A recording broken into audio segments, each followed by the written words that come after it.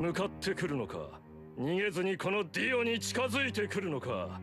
近づかなきゃてめえをぶちのめせないんでな。ほほう、では十分近づくがよい。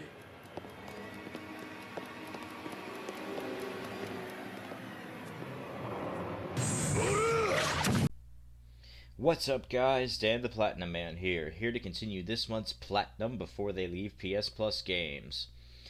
I wasn't sure about adding this game to the list, but I'm very glad I did.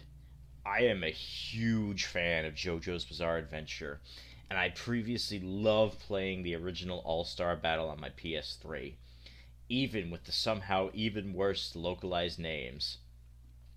JoJo's Bizarre Adventure All-Star Battle R is the re-release of JoJo's Bizarre Adventure All-Star Battle, originally a PS3 exclusive, now released on modern platforms with additional characters, stages, music, and more. Due to the anime adapting more of the original manga of the genius author Hirohiko Araki's work, a large amount of the voice acting cast has been updated to use the official Japanese voice actors from the anime. Brought to us by CyberConnect 2, the studio responsible for the amazing Dot Hack franchise, the not-so-amazing Naruto Storm games, and the dreadful Dragon Ball Z Kakarot. The gameplay is extremely similar to Tekken, and due to the mode change option that unifies the different power styles from the series, the game is able to be incredibly faithful to the source material. This game is basically, is that a JoJo reference? The game. Everything in here is a reference, from the taunts, the special moves, the super attacks, and more, which is amazing.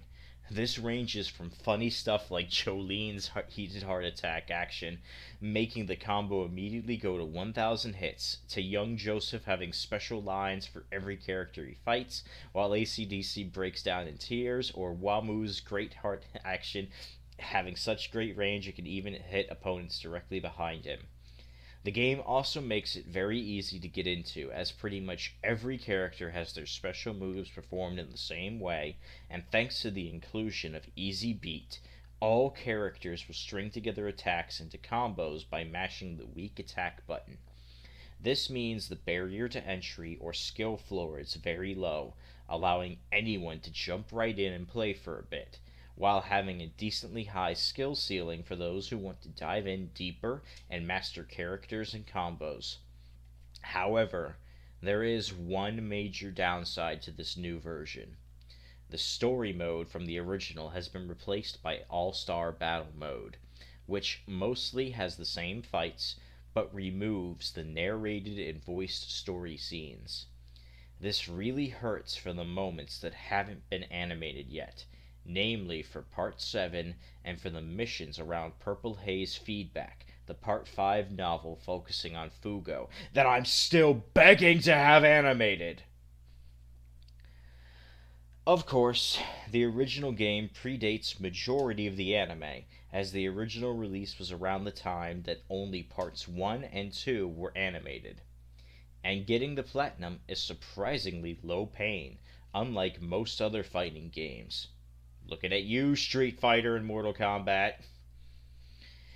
Majority of the trophies you will earn come from playing the game normally, using the easy combo system, super attacks, better super attacks, taunts, dodges, rushes, etc.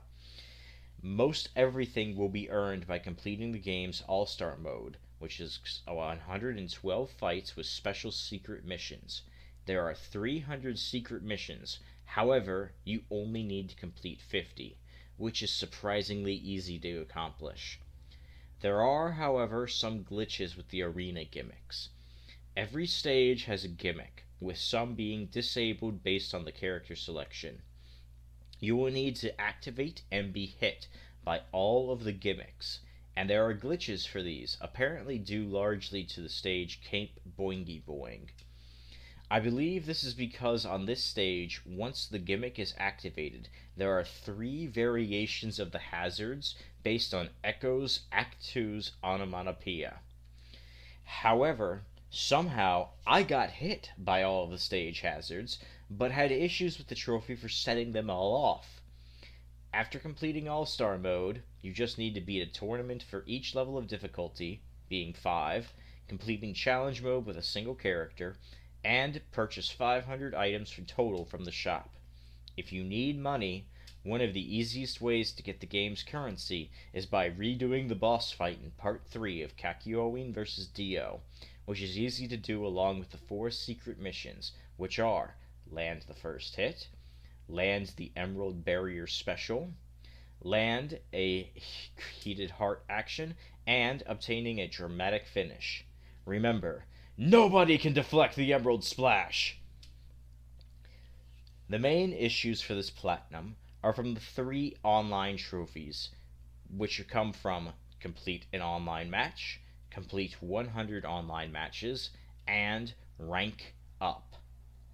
You don't need to win matches for 2 of these, you're just completing the matches without quitting out or disconnecting. Ranking up will occur easily within 3 victories or less, although the issue comes from the game basically being dead now with few online players. I am especially pissed at 2 of my 3 opponents that I fought in the ranked matches, as they were bad sports. One of them disconnected during the victory screen, causing the match to not count, and another player refused to ready up for the matches. Apparently, he left the game on and went AFK for several hours, making the online matchmaking even slower, as if matched against that person, the match just wouldn't happen. Thankfully, ranking up once is fine. The main problem was from completing 100 matches. So, I had to call up my little brother, make the lobby, and start the matches. Games were set to a single round, usually on the Coliseum stage, so that the gimmick would increase damage dealt. It took around 4 hours straight of matches for the trophy to finally pop, and that's with most matches ending after only 30 counts or so.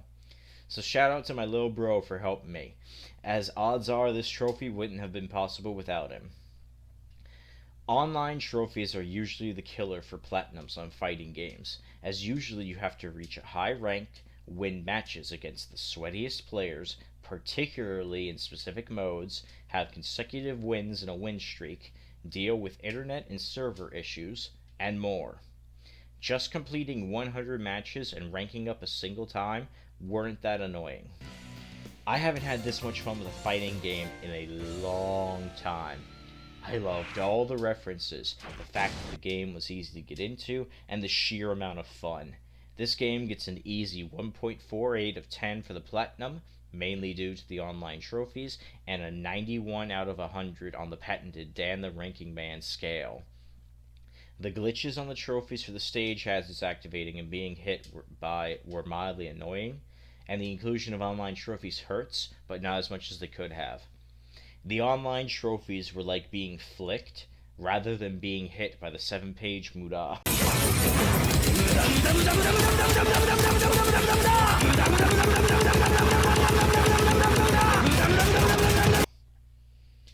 Like most other fighting games. And the loss of the story mode with narration and voices on the events of the story hurt, especially for Part 7 and Purple Haze feedback. But I love this game. So, until next time, like and subscribe, and remember, only losers can't deflect the emeralds.